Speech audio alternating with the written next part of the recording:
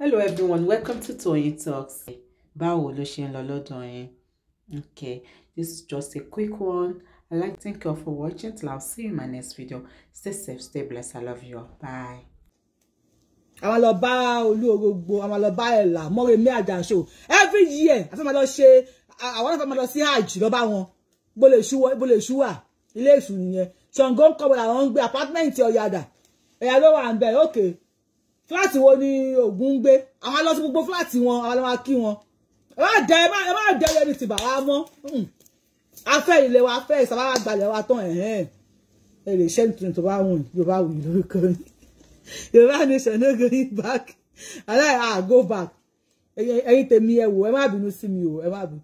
Ọya Ọ̀ṣun Mọ́remí Àjànṣó, ẹ fún ṣetán ní wúrà Yẹ́lódé Ìbàdàn. Ẹ bá wa kọ àwọn ìyá wa síbẹ̀. Ìyá Ọ̀ṣun, ẹ bá wa kọ àwọn ìyá wa síbẹ̀. Good evening. A máa lọ máa ṣe, àwọn ọ̀fẹ́ máa lọ ṣe Hajj, àwọn ọ̀fẹ́ máa lọ wẹ́yìn lọ ṣe Allahu Akbar, tó fẹ́ máa lọ sọ̀kọ̀ àṣetánì ní Mẹ́kà. Àwọn ọ̀fẹ́ máa lọ sọ́dọ̀ èṣù kì í ṣàtẹ̀tánì.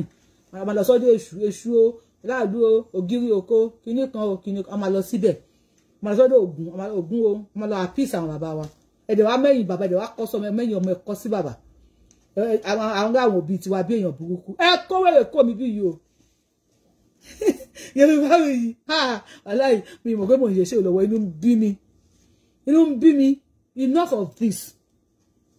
Àgbà mọ́ àwọn màmá wa, àwọn máa pè wọ́n jáde, máa fẹ́ fried rice, máa ṣe fried rice fún wọn. A máa ṣe party every year. Àwọn òyìnbó máa wá máa tẹ fálọ́dọ̀ wa. A máa ṣe Ọ̀ṣun ṣẹ̀ǹgẹ̀ṣẹ̀ olóyè àrùn, ẹ fẹ́ lọ wọ Ọ̀ṣun ni a máa pa àwọn èèyàn síbẹ̀. A bá ti gbálẹ̀ wa, ibi tá ti máa make owó jù, if you are a Yoruba person tó bá ń wò mí, tá bá ti gbálẹ̀ wa, tá ti máa make owó jù, ó ní tourism. The tourism that máa make owó jù. The tourists will be coming to our land because we are gifted. Our land is blessed. Wọ́n fẹ́ wá wo Ọ̀ṣun ṣẹ̀ǹgẹ̀ṣẹ̀ olóyè àrùn. A ti máa pe àwọn ọmọ tí wọ́n máa lọ sí school, wọ́n máa lọ ka history Ọ̀ṣun. Báwo l'Ọ̀ṣun ṣe jẹ́, báwo ló ṣe dodo, báwo ló ṣe domi, kíní kan. When òyìnbó come, good morning, I am here to see the Ọ̀ṣun ṣẹ̀ǹgẹ̀. Ọ̀ṣun, no, it's not Ọ̀ṣun, it's Ọ̀ṣun ṣẹ̀ǹgẹ̀ṣẹ̀ olóyè àrùn. Àkọ́kọ́ máa fi yẹn mú wọn mọ́lẹ̀. Tí mo ń ta tíkẹ́ẹ̀tì nǹkan máa fi mú wọn mọ́lẹ̀ nìyẹn. Sọ pé Ọ̀ṣun ṣẹ̀ǹgẹ̀ṣẹ̀ olóyè. Òyìnbó dẹ̀ wọ́n láìpẹ́ ẹ̀rìn, wọ́n sáré máa rẹ́rìn. Oṣù Ìngìṣù olóyè. No, ṣé Ọ̀ṣun ṣẹ̀ǹgẹ̀ṣẹ̀ olóyè àrùn. Ọ̀ṣun ṣẹ̀ǹgẹ̀. Ọ̀ṣun àpè díẹ̀ àmọ̀. Ara tíkẹ́ẹ̀tì, á fly plane wá sí ìlú wa. Plane tó máa land sí ìlú wa, ó máa san owó parking. Ó máa san tax. A wá lọ sí ibi tó fẹ́ lọ wo Ọ̀ṣun ṣẹ̀ǹgẹ̀ṣẹ̀. A rí Ọ̀ṣun. A máa sọ history fún. A máa design ẹ̀. A máa lẹ gbogbo àwọn kan mọ́ bẹ̀. A máa design ẹ̀. A wá wò ó. This is Ọ̀ṣun. How come Ọ̀ṣun? Àwọn tó mọ history wọn tó ti lọ kà wọ́n mọ́ wa wọ́n gbárí náà. Wọ́n sọ history fún. This is Ọ̀ṣun in 19 kíní kan. Wọ́n sọ history fún. Oh wow. From there wọ́n á ti bọ̀ lára. Wọ́n á ta tíkẹ́ẹ̀tì. Ó fẹ́ ra tíkẹ́ẹ̀tì mọ́tò nìkan. Wọ́n á tún ra tíkẹ́ẹ̀tì míì. And we have similar water like that is Odo Oba. Have you heard about Odo Oba? Odo Oba? What is Odo Oba? I heard about Oshun. Yes, we also have Odo Oba. Odo Oba. Where is that Odo Oba? Odo Oba is okay. Can I say it? Yes. I'm at a package for our tourists. Tí wọ́n fẹ́ wá sí ìlú wa. I'm at a be up of bus stop. We have something we call package. Tó fẹ́ lọ rí Ọ̀ṣun nìkan, wà ra ticket Ọ̀ṣun nìkan. Tó fẹ́ package yẹn, ó máa ṣe pé gbogbo nǹkan ló máa lọ rí. Package 1, package 2, package 3, package 4. Who ẹ bá ṣe tó ni, how many days tó fẹ́ lò nílùú wa? I am here for 5 days. I am here for 4. Oh wow. If you are here for 5 days, we have Oba. What is Oba? We have another river that is after Ọ̀ṣun, we have Odo Oba. Wow, can I see that? Where is it? Let me see your package. This is the package. Wara, Oyinbo love all those things. They will buy it from us. We will take them to Odo Oba. Toba Sintosi, up of bus stop. Get your ticket and go on another bus. Security mawa. I want we return power. I'm a flush one. Security one nílùú. Kóyìnbó wọ̀ ìlú wa. Aláwọ̀ dúdú, aláwọ̀ funfun. Africans generally, àwọn la ní nǹkan tó yẹ pé natural resources jù. Kó máa wọ̀ ìlú wa. ó yá odò ọba ó ti kú ńbẹ̀ oh tó bá tún dọ̀dọ̀ tó tún àwọn tourist àwọn tour guide a máa ní tour guide tó wọn máa wèèyàn káàkiri tó wọn ibẹ̀ wọ́n tún generate iṣẹ́ kan fáwọn nìyẹn àwọn tour guides yẹn àwọn máa wèèyàn káàkiri iṣẹ́ kan àwọn tó ṣe àwọn tó máa gba salary other companies oríṣiríṣi wọ́n máa invest wọ́n gbé mọ́tò kalẹ̀ mọ́tò eléyìí kíní kan mọ́tò eléyìí kíní kan wọ́n á invest ẹ máa lẹ́ra yín eléyìí o company wọn ó ní èsì o eléyìí o ó ní kíní kan there will be competition in business. Okay, the Baba Mary, oh, where is Oba? Oba is also okay. Can I see it go? To ba tunde be, this is Oba. Oh, it's nice. At my 12 she. Kolima rubu. Big bell buko. Oh, this is Oba. Oh, fine. That's nice. I love this. What is this tree? What's all tree from? Like history, yeah. And we have something called Oya. Oya is a wife to so Ogun because Oya to Oya. What is Oya? We have Odo Oya. Have you heard about that? Odo Oya? Yes, there is a river also. And we have a status in Ilera. Where is Ilera? Our motto lo si Ilera. Our motto lo si Ilera. Motto yẹn ìjọba ló ní ni o, aládàáni ló ní ni o. Wọ́n san tax ma fi tún lu wa ṣe. Ní Ilera. Aya photo ńbẹ̀, ẹ tó ma ya photo fún, kò kin ṣọ̀fẹ́, photographer tó ma ya photo fún, a lè fún ìyàwó àtọmọ ẹ̀ lówó oúnjẹ nle, a lè san school fees. We have Ogun. Where is Ogun? Oh, Ogun. I love Ogun. I have been hearing about Ogun. Oh, not Ogun. Ogun. Ogun. Tó bá ti débi Ogun báyìí tó tó di pé wọlé láti máa ráwọn èèyàn wa tó ti máa dress. Àwọn ológun wọ́n ti wọṣọ wọn ṣòkòtò kembe. Aṣọ oríṣiríṣi wọ́n á dé fìlà wa. Wọ́n á dé fìlà bí ẹni tó gbé síwájú bóyá dé fìlà. Wọ́n á dé fìlà wa tó máa dé tó máa àwọn ọkùnrin wa dẹ̀ fine. Àwọn ọkùnrin wa sàn Ogun. Wọ́n ga wọ́n sàn Ogun. Àwọn obìnrin náà fine. Àwọn obìnrin wa ìwà tìbá náà máa wọ̀ uniform wọn should be ìró and bùbá. A máa legalize ẹ̀ ní ìró àti bùbá ní kíní òfin ní kẹ́ máa lò àdìrẹ́ ní kẹ́ máa lò tó fẹ́ lọ skirt and blouse nínú yín ẹ gbọ́dọ̀ ọ̀rọ̀ kó dàbí tiwa. Go down má bàa gbà kí n sì mọ̀ ṣe rújà rẹ̀. Ẹ gbọ́dọ̀ ọ̀rọ̀ kó dàbí tiwa. Where is Ogun tó bá ti ń yọ níbi Ogun ẹ̀ wá ti máa gbá àwọn tó ní ohun Ogun onírè ọkọ mi òyìnbó ọmọ kíní kan máa wọlé má ṣe kíní kan má ṣe kíní kan àwọn tó máa kí ewì níbẹ̀ yẹn wọ́n máa gbowó wọ́n lè tọ́jú àwọn ọmọ wọn àwọn tó máa lùlù gẹ́gẹ́ òyìnbó ájó òyìnbó kúkú wọ́n máa jó ni wọ́n máa sanwó fáwọn èèyàn wa ìlú wa máa dẹ̀rùn a máa rówó ṣe ìlú nínú tọ́rìsì a ní nǹkan. They will ask you, have you seen Omi Gbona and Omi Tutu? What? They will learn our language by fire, by force. We will tell them to learn our language. If you are coming, you must be able. You must be able to speak 2 languages and get discounts. I mean, you must be able to pronounce 2 words in Yoruba. Then you get discounts. This package is 500 naira. I mean, naira mongba oh wala malu. But you will get discount if you can speak our language. Oh. We would like a discount. We want a low to one like a discount. We will be pushing our language to their mouth. They must be able to speak our language. They will be able to communicate with us in Yoruba language. What? So, you must say Ekaro. Ekaro. Well, don't get still. Odabo. Well, to buy the America over go in Igbo. I will go Spanish. Come on, Spanish because we have to communicate with language. After we will use that from there. We are selling our language to people. I went to Yoruba land. I can speak Ekero. I can speak Ekerson. I can speak Odabo. Where is Yoruba land? That's no nation that they just got. Oh, I wish I could go there to do my vacation. Where is your vacation? Go online. Lo book ticket Yoruba land plane. One be a plane as some taxi from wa parking space. One son, you will be coming. We take them to our farm. About a day bepe from mo jay bepe con just mo ti wasaye mi ò tí jẹ ru bepe yẹn rí. Mi de ti jẹ the same. We about mo so ko wa. This is how we farm. Ìbẹ́pẹ wa nta bá bẹ ìbẹ́pẹ báyìí a máa dùn miyin bí ẹni pé wọ́n fi kan sí ni àwọn èèyàn jẹ bá it's nice. Àwọn tó máa tà bẹ́pẹ yẹn owó náà máa gbà. Àgbàdo wa ìbéèni o Soro. What is beni? Beni? What is beni? Beni means fresh corn, fresh maize. Ẹ mọ̀ bí àgbàdo wa ṣe máa ta sánsán. Àgbàdo wa máa ń ta sánsán. Mo jẹ àgbàdo ní ìlú yìí. Ó bá àgbàdo sẹ́yìn máa ṣe ṣùrẹ́. Ó dàbí ẹni pé mo ń jẹ pépà. Àgbàdo wa tó bá jẹ àgbàdo Nàìjíríà ilẹ̀ Yorùbá á wọ dídùn ẹ̀ máa wọnú eyín ẹ̀ lọ. A máa fún wọn lágbàdo wọn máa jẹ àgbàdo. Ooh, see, it's nice. Ṣàgbàdo olú ti ẹ rí bẹ́ẹ̀. No. I love this. A máa ta fún wọn. Wọ́n máa rà lọ́wọ́ wa. Iṣu a máa mú lọ sóko mi ò rí tí iṣu ti ń wù. A máa mú lọ sóko, a máa ṣe ẹ̀fọ́. Oúnjẹ tó bá ti wá sílùú wa, oúnjẹ wa náà máa jẹ.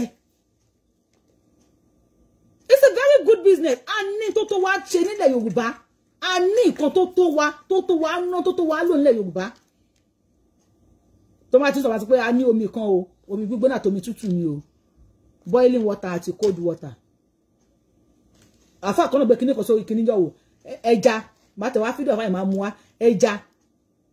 Odò méjì ní ìkan brown, ìkan white. Odò brown yẹ kò lè tó bá ṣe báyìí tó bá ṣàn lọ báyìí kò ní ṣàn wọnú white tó bá dẹ̀nà ọ̀nà ẹ̀bọ́ máa padà sẹ́yìn ni. We have those things. Agbọ́n wọn lọ sókun òkun wa tó wá di pé wọ́n ń yàgbẹ́ wọ́n ń jùgbẹ́ sókun wọn lọ ń ṣe wèrè létí òkun. Àìsíṣẹ́ náà ni pé ẹ lọ ṣe kíní kan létí òkun. Kò síṣẹ́ náà ní tíṣẹ́ bá wà pásítọ̀ máa ṣiṣẹ́ tí ó máa rówó tiẹ̀ àfáà ṣiṣẹ́ tí ó rówó tiẹ̀ kí ni wàhálà tẹ̀ ń wá káàkiri.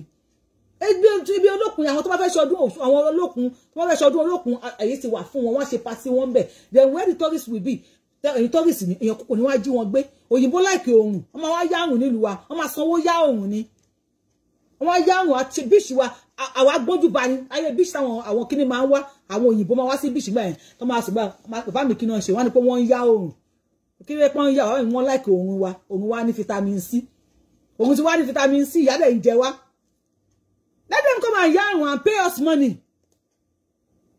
inú wa dùn wọ́n ṣeré létí odò wa wọ́n ṣoríṣiríṣi ọkọ wọn balẹ̀ pé àwọn débi táwọn kíni every time we are blessed our land is blessed òṣì ẹni bá fẹ́ ṣòṣì nílùú wa kó rí burúkú síwájú kó ṣìdànù nílùú wa àfẹ́wèrè nílẹ̀ wa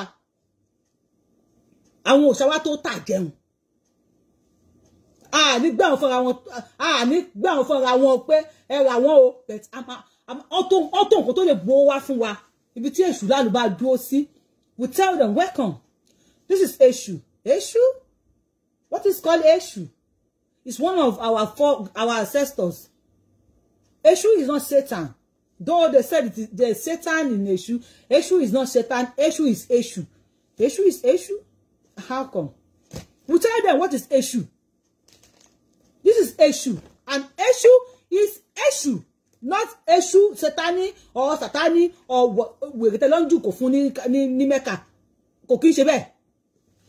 If you come here, ever be great petty over what? Malo. Wàhálà ó ti hàn nínú fídíò mi. Ó ti hàn. Ọmọ kó padà hàn nínú fídíò mi. Ẹ má bínú. Ológbò ya àgbà nìyẹn. Ológbò mi nìyẹn. Ṣé má bínú. We have many things. Ológbò ni mo sìn inú lẹ́yìn. Tó pé Nàìjíríà ń tẹ́ bá wọlé tẹ́ bá ti bólógbò. Yorubawuyi. Àjẹ́ lóbìnrin yẹn o. Ó ní ológbò kan ó tó báyìí. We will let our children know pa àwọn ìyá wa wọn kì í ṣe ìkà. Movie ni. Ológbò ya jẹ́, ológbò ya àgbà, ológbò mi ni I don't share everything together ni. We will let our children know. But you can have pets. Ẹ lè ní pet nínú ilé tí ó sì nǹkan tó máa ti díẹ̀ jáde. That's my pet. Ẹ wá mọ̀ pọ̀lọ́ wa, ẹ wá twist. Ọlọ́run á twist ọpọlọ yín bẹ́ẹ̀ twist ọpọlọ wa yẹn. Bẹ́ẹ̀ twist ọpọlọ wa, ẹ bá mi ṣàmì sí o. Bẹ́ẹ̀ twist ọpọlọ Ọlọ́run á twist ọpọlọ wọn. Ẹ fi wálẹ̀ o, ẹ fi wálẹ̀, ẹ jẹ́ ká gbalẹ̀ wa. I need many things tá lè ṣe. Kànga kan wà ní Badagry. Mo rán àwọn èèyàn lọ sí Badagry kan bá mi wo kànga yẹn. Ọdún tí wọ́n ti gbẹ́ ọdún tí wọ́n ti gbẹ́ kànga yẹn kò gbẹ́ rí. Ọdún tí wọ́n ti gbẹ́ kànga yẹn kò gbẹ́ rí. Ó wà Badagry ńbẹ̀ yẹn. Òun fún àwọn bàbá wa mu nígbà yẹn. Tó fi sọ pé point of no return. Mo rán àwọn ọmọ lọ sí ẹ̀tàn ló bá mi wò ńgbà yẹn. Wọ́n dẹ̀ ṣe fídíò fún mi. Tó máa dé di kànga yẹn. Wọ́n jọ́ tán ti gbẹ́ kò gbẹ́ rí. Jọ́ tán sọ pé omi máa ń ya wọ àwọn omi tó bá ní oil àbí omi tó bá tí ò bá da bóyá àsìkò ẹ̀rùn kò ní gbẹ àsìkò òjò ó máa kún bámbámú ni wọ́n lè ní òun kì í kú sínú ẹ̀ kò allow kí kankan ta sí. We take them to there. This conga, we tell our language àgbóyìnbó. This conga wọ́n ti kọ ní 18 kìnnìkan kò gbẹ́rí. Báwo ló mi ṣe ń wọnú ẹ̀? Báwo ló mi ṣe ń wọnú conga ẹ̀? Ọwọ́ làwọn bá wa fi gbẹ́. Ọwọ́ làwọn bá wa fi gbẹ́ conga ẹ̀. Báwo ló mi ṣe wọnú ẹ̀? Àwọn change wọ́n fi dé àwọn bàbá wa lẹ́rú, a máa fi hàn wọ́n. Olórí àwọn bàbá yín bá wọ́n kàn àwọn bàbá lẹ́rú, ṣé ní tí wọ́n fi dé wọ́n ni. A máa fi hàn wọ́n. Then we will make money. Àwọn ọ̀dọ́ wa ò ní gbé kòlóòsì mọ́. Our youth will not be on colos again. They will have job. O fẹ́ jẹ́ conductor, o fẹ́ jẹ́ driver, you will be a professional conductor or a professional driver. Tí wàá lè yan fanda, I am a driver. Èmi mo ṣe àgbèrò, mo ṣe conductor nílùú yìí, mo tún ṣe àgbèrò. Mo ṣe àgbèrò nílùú yìí. Àwọn obìnrin wa àwọn ọmọ wa ló ń ṣe olóṣó báwo? Olóṣó kí ló fa olóṣó náà àwọn wa ló ń ṣe olóṣó? Ṣá àní tó àtún náà ní ṣẹ́kù. Àní tó wà fún wa àtàní ṣẹ́kù. Àwọn ọmọ wa ló ń ṣe olóṣó káàkiri. Ọ̀wọ́n wọn bẹ̀rẹ̀ pé òyìnbó máa wá, wọ́n máa dirun fún. Máa dirun fún ẹ. You want to plait your hair? Tó bá ti dirun so many, I love this your hair. You want me to do that for you? Sure. Can you do it? Yes. Gbórí ẹ wá. A máa di làmọ́lẹ̀ sí wọn lórí kó máa gbé lọ sí ìlú wọn kó lọ wò. Ẹlòmí máa torí làmọ́lẹ̀ yẹn máa wọ plane wá. Má fẹ́ dirun làmọ́lẹ̀ nísìn. Máa travel lọ dirun làmọ́lẹ̀ ni. Máa travel like over 1 hour driving.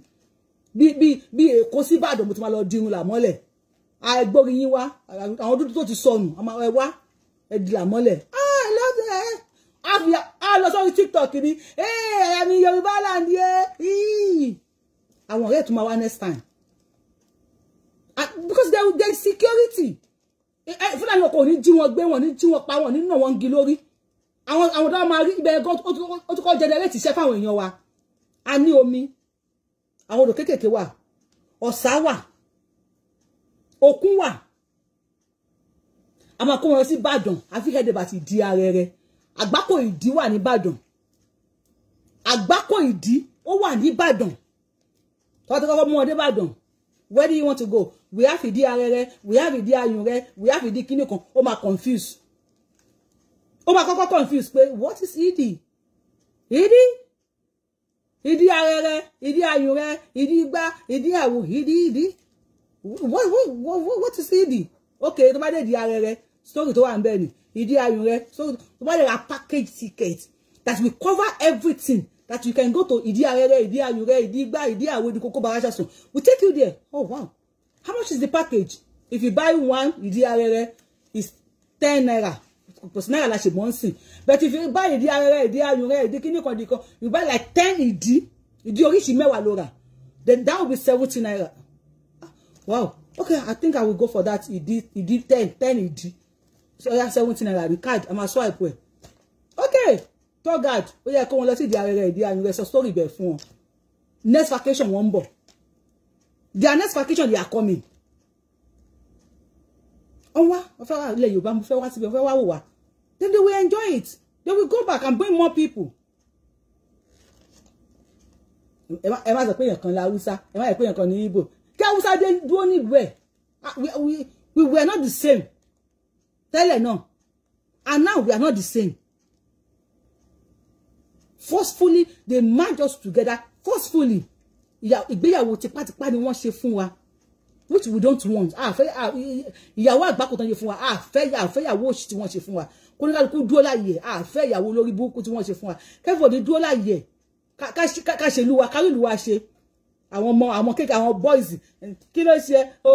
Uncles. Wàrà àwọn ọmọ kéékèèké. Kí ló ṣe? Ó ti mú kòlóòsì ni. Ó ń ronú. Kí ló ń ronú fún? Kí ló fa ìrònú? Kí ló tó ń ronú? Ìbàdàn is a very beautiful place. Saudi máa wá. I will take them to Saudi. UCH wá àwọn bàbá yín nígbà yẹn. UCH wọ́n ti wá ń gba treatment ni. Táwọn wèrè débẹ̀ tán máṣì wá pé Lord Lugard ò ní gbádùn. o ní sórí bóyá kó wà pọ̀ yẹn kò ní dáa fún ẹ báwọn bàbá wa tó kó wa dé tó kó wa papọ̀ nọ́mbà UCH jẹ́ o àti tún UCH Ìbàdàn ṣe o táwọn bàbá yín ti wá ń gba treatment ni o so ẹ̀yin ọmọ náà kẹ́lẹ́ bá mọ̀ wípé àwọn wèrè tí wọ́n kó 90 billion 200 billion fún yín àti tún lù wá ṣe ẹ wá wo UCH ẹ ya fọ́tò ńbẹ̀ dọ́kọ́ ni kò sick kó tó di pé lọ hospital àwọn hospital mi bí láì sick wá kàn lọ wò pa hospital yìí dẹ̀ fine o yes they see UCH Ìbàdàn from there wọ́n lọ sí Abẹ́òkúta Òkè Olúmọ Òkè Ẹ̀gbá àbí táwọn Ẹ̀gbá o Abẹ́òkúta tó ń sá sí that's Ìgbàjà there's many things in Ìgbàjà náà dábẹ̀ yẹn sílẹ̀ kí ni story Ìgbàjà àwọn ọba wọ́n ti sùn gbàjẹ́ àwọn ọba ti sùn gbàjẹ́ náà tó bá sùn gbàjẹ́ ni wọ́n ní sọ story Ìgbàjà kí ló wọ́n dé Ìgbàjà náà dàbí yẹn sílẹ̀ ìjà tánẹ̀tẹ̀ ló ń jà kí ló mú jà yẹn ọba yẹn tó pọ̀ wọlẹ̀ báwo ló wọlẹ̀ sí kí ni tó lè fi appeal sí ẹ̀ tó fi lè bá sọ̀rọ̀ tó fi lè pé àwọn wèkì tó pa ń Gbàjà ó yá lọ fèsì wọn àwọn bàbá yìí tó máa pè wọn máa jẹ́ bàbá ń bẹ bí ìta bàbá ń bẹ bí ìta àtijọ́ àwọn aláòsín bàbá bí ìta àtijọ́ àwọn ìyá wa náà ń bẹ bí ìta àtijọ́ àwọn bàbá náà ń bẹ bí ìta àtijọ́ àwọn aláòsín wọn bí ìta àtijọ́ ẹ̀yin ìyá wa àgbàlagbà náà ẹ̀yin náà ẹ dìde ká ẹ ṣe nọ́mà ẹ̀yin ìyá wa àjẹ́ ẹ dìde ká ẹ jẹ́ wa abiyamọ ò ní gbẹ́kún ọmọ àìmájẹ́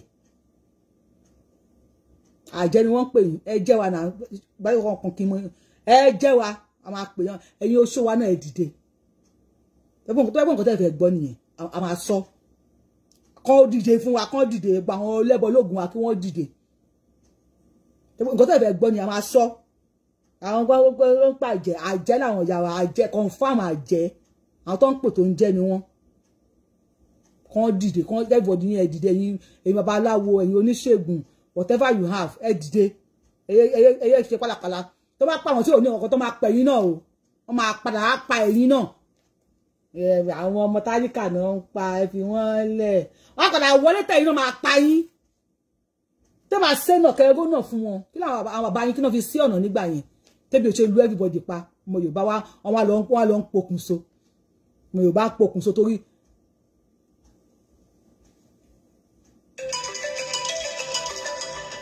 mi ò gbé kọ́ọ̀lù mọ́jà mo ti parí iṣọ́ ọmọ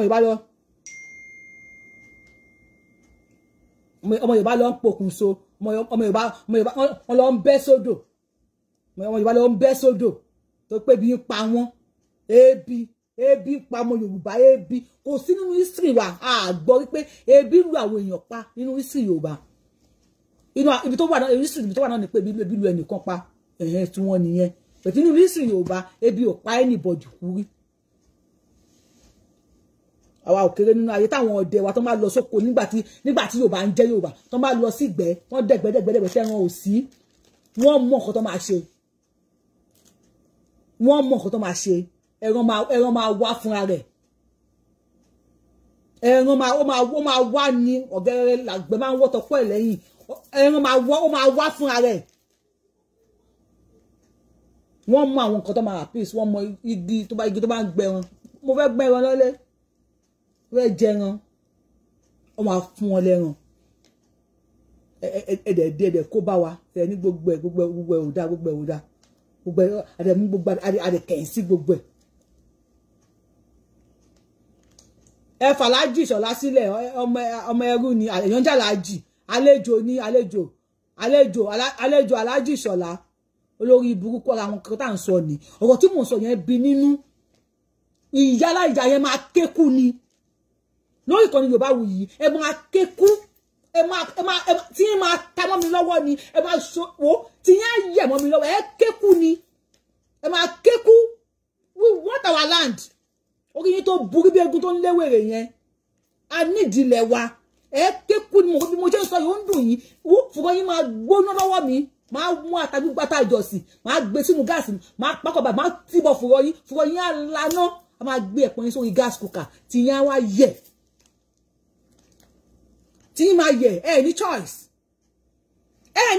ẹ kékù ni a máa bọ́ tó yẹ ká bọ́ nílẹ̀ wa n tó yẹ ká bọ́ nílẹ̀ Yorùbá a máa bọ́ anything bọ́able a máa bọ́ anything gbéébú a máa gbé dìde enough of all this wèrè tẹ́ ń ṣe pẹ̀lú wa Ah, ní fọwọ́ lé wọn kẹ̀kọ́ máa pa ẹ̀kọ́ ń pa wá anyhow. Wọ́n tó ti pa kíní kan o, wọ́n tó ti kéèyàn méjì o, wọ́n tó ti kéèyàn wèrè ń ṣàwọn tó nìyí ni. Ẹ kọ́ wí burúkú yín kọ́ lórí ilẹ̀ wa. Ṣí èrè. A sọ pé àgbàlejò, aláìka àlejò. Yorùbá ló fẹ́ràn àlejò jù. Yorùbá ló ń gba àlejò jù. Yorùbá nífẹ̀ẹ́ sí àlejò púpọ̀. Ṣùgbọ́n máa pa wá mọ́lẹ̀ wa. Ẹ máa jí wa gbé. Ẹ lọ bọ Ògún, ọmọ Yorùbá. Ẹ lọ bọ Ògún, ẹ bọ Èṣù, ẹ bọ anything. Wọ́n bá ní ṣírí kò sọ́ọ̀gùn kankan kò sádùjọ náà kankan tẹ́ ń lọ. Máa lọ sádùjọ náà máa lọ wá. Kí ni nǹkan tí mo play lẹ́ẹ̀kan sí kí ló sọ fún wa? Táwọn bá dádùjọ náà. Táwọn bá dádùjọ náà. Àwọn máa ní kíní mẹ́rin. Àwọn máa mú mi. Tómi tó pure. Ṣáà lómi odò Ọ̀ṣun ni. Kò pure àbí? Tó bá pure ẹgbẹ́ sínú rì kí rí sẹ́ẹ̀sì. A máa mú ọ́nì, oyin táwọn àwọn abúlé kéréje tí wọ́n ń ṣe oyin. Táwọn bàbá wa ń control oyin. Àwọn bàbá wa wọ́n ń control oyin, wọ́n máa control ẹ̀. Oyin o, a fẹ́ lù ẹ́. Wọ́n máa control oyin. Wọ́n máa mú oyin, wọ́n máa lò. Ẹ̀dẹ̀ kó ṣì ẹ̀dẹ̀ ń fò ṣàyọ̀ fún wa. Wọ́n máa bá oyin sọ̀rọ̀, wọ́n máa bálẹ̀ sọ̀rọ̀. Accident fẹ́ ṣẹlẹ̀ báyìí, àwọn ẹlòmíì ti mọ̀. Wọ́n gba àwọn ìyá wa tó máa ń wòyàn lára ògiri. Ọmọ mi tó wà ní kinní kan mo fẹ́ rí ọ̀yẹ̀là. Wọ́n gba ọ̀yẹ̀là lọ́wọ́ wa, wọ́n fún wa ní WhatsApp. Wèrè ń ṣe yín. Wọ́n gba ọ̀yẹ̀là lọ́wọ́ wa, wọ́n fún wa ní WhatsApp. Ṣé báyìí lẹ ń wò mí ìsìn, ẹ ń wò mí lórí, ẹ ń wò mí. Ẹ ra data lẹ fi ń wò mí. Data yín bá tẹ́ máa lọ rà mí. Bàtà àwọn ìyá wa ń ṣe ọ̀yẹ̀là. Data lọ ni wọ́n rà. Ọ̀yẹ̀là bá fẹ́ mọ lójú àríná ó lè pè mí lẹ́yìn nígbà gbé kalẹ̀. Ọ̀yẹ̀là ọmọ ẹ̀ tó wà ní anywhere ó ti rí.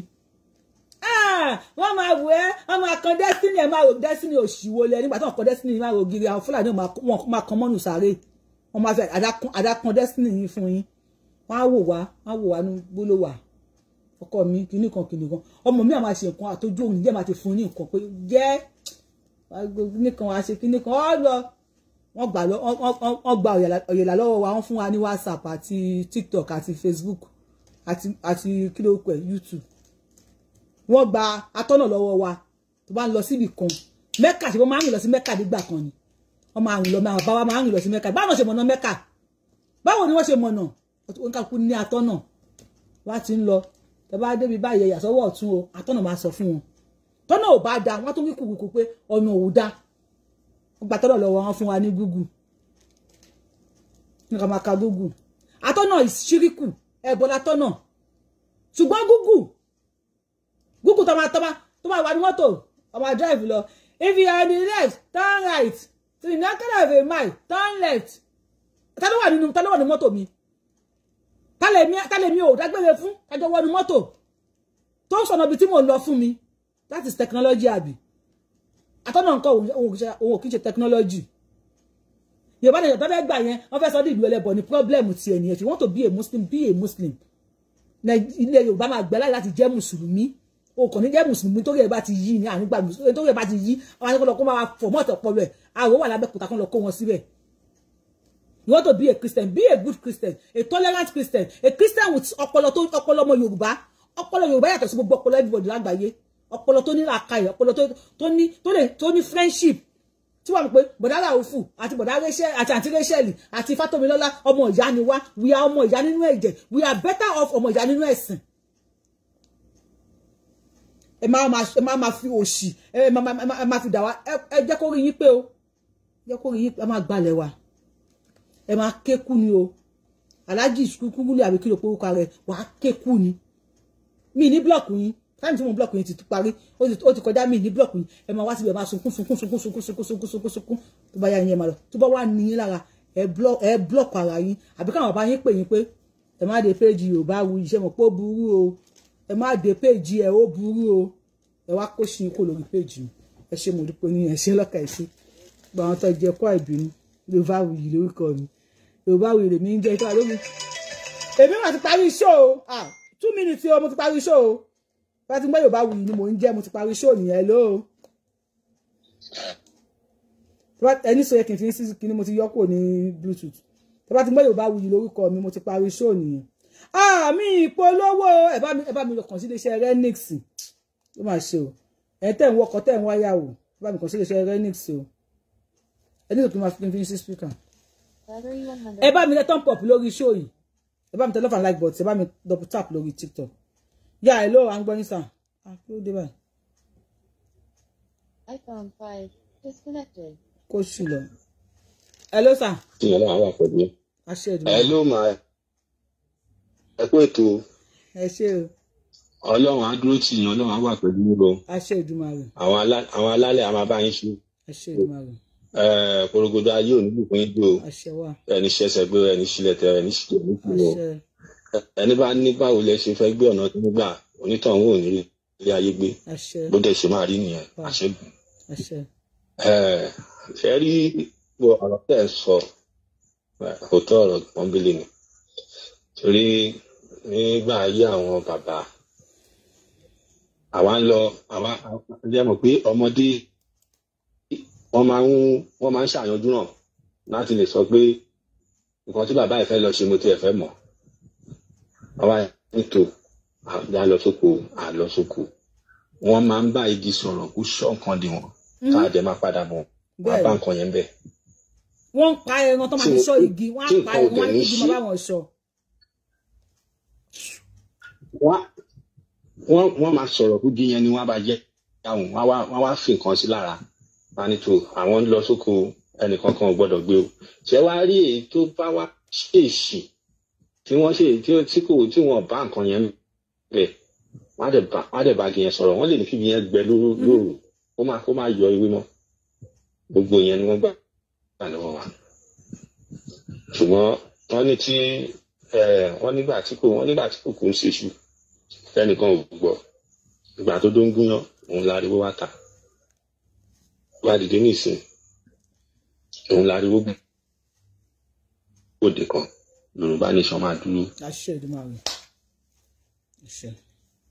àwọn àtúbọ̀ wa lọ́ra ẹ̀mí Sunday Igboho bàbá wa bá jẹ́ Akíntóyè àtúbọ̀ lọ́ra ẹ̀mí wa ikú nípa wọn nílé wọn ní ṣẹ́kù wọn ní jẹ́rù bàbá wa bá jẹ́ Akíntóyè wọn máa dàgbà wọn máa dùgbà àsìkò tíṣù Yorùbá bá jiná wọn ní fẹ́ẹ́ kankan ṣàwátì nínú gbogbo ẹ̀yin sọ̀rọ̀ tẹ́ ẹ̀ jẹ́ ká mọ nǹkan tó ń lọ wọn ní fẹ́ẹ́ kankan ṣàwátì bó ṣe máa rí nìyẹn. Ẹ ṣé mo dúpẹ́. Ẹ ṣé gan, thank you sir. Ẹ ṣé mo dúpẹ́ sir. Ẹ jẹ́ kí n máa lọ níyẹn ṣe ọlọ́kà ẹ ṣe gbẹ́n tó jẹ́ ẹ̀kọ́ àìbínú ẹ má bínú pé mo bínú jù lórí ṣé mo bínú jù mo bínú gan ẹ má bínú sí mi.